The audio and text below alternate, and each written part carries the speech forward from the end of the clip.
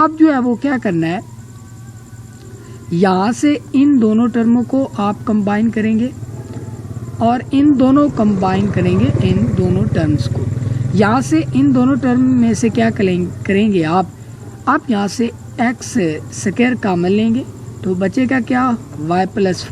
अब यहाँ पर क्या करेंगे, इन दोनों टर्म में से आप क्या करें कि माइनस एक्स जो है वो कॉमन ले लें। आप माइनस एक्स कॉमन लेंगे तो बाकी क्या बचेगा, वाई प्लस 4 बच जाएगा। तो यहाँ पर क्या करें कि हमारे पास लिमिट है एक्स एंड वाई अप्रोच कर रहा है किसको, 2 और -4 को। अब यहाँ पर y प्लस 4 है।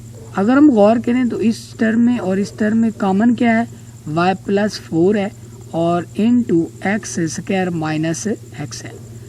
तो यहाँ पर गौर करें तो ये वाली टर्म जो है, ये वाली टर्म इस वाली टर्म से हो रही है कैंसिल।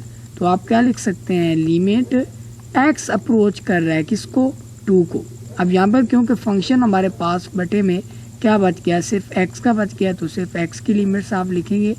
तो यहाँ पर आप जो है वो पुट कर सकते हैं।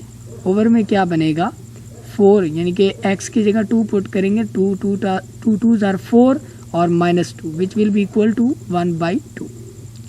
इसके बाद नेक्स्ट क्वेश्चन की तरफ मूव करते हैं जो कि थोड़ा इम्पोर्टेंट भी है।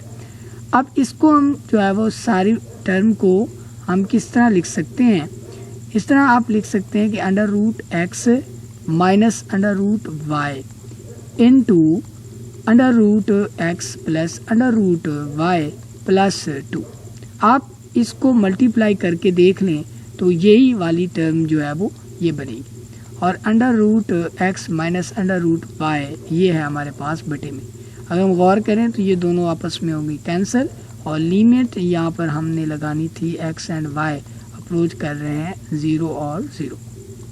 अगर हम गौर करें तो लिमिट है हमारे पास x एंड y अप्रोच कर रहे थे 0 और 0 को।